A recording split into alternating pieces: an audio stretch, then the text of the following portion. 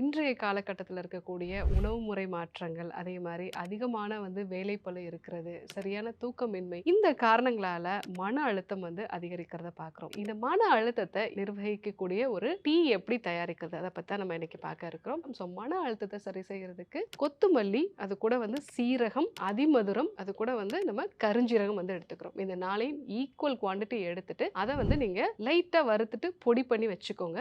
So இந்த ஒரு tea பவுடர 1 teaspoon அளவுக்கு வெதுவெதுப்பான வெந்நீரோட சேர்த்து நீங்க டீ மாதிரி எடுத்துக்கலாம். ஸோ அந்த மாரி எடுத்துக்கும்போது, கொத்தமல்லி அப்படிங்கிறது உடம்புல பித்தத்த குறைக்கக்கூடியது. ஏன்னா சித்த மருத்துவத்துல வாதம், பித்தம் இது 2மே அதிகரிக்கும் பொழுது தான் நமக்கு மன அழுத்தம் அதிகரிக்கும் அப்படிங்கிறத சொல்லியிருப்பாங்க.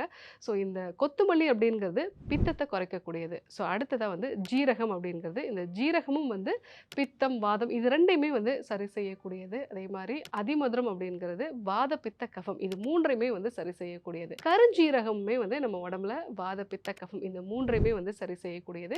ஸோ இந்த 4 மூலிகை பொருட்களும் சேர்ந்து நீங்க டீ மாதிரி எடுத்துக்கலாம். அது கூட நீங்க எளிமையான சில உடற்பயிற்சிய மேற்கொள்றது, நல்லா செரிக்கக்கூடிய ஆவியில வேக வச்ச உணவுப் பொருட்கள எடுத்துக்கிறது. ஸோ அது மட்டும் இல்லாம நல்ல ஒரு மியூசிக் கேட்கறது, சன்லைட்டுக்கு எக்ஸ்போஷர் ஆகுறது. ஸோ இந்த விஷயங்களையும் சேர்த்து நீங்க ஃபாலோ பண்ணீங்க அப்படின்னா, மன அழுத்தத்த ரொம்ப அழகா குறைச்சுக்கலாம்.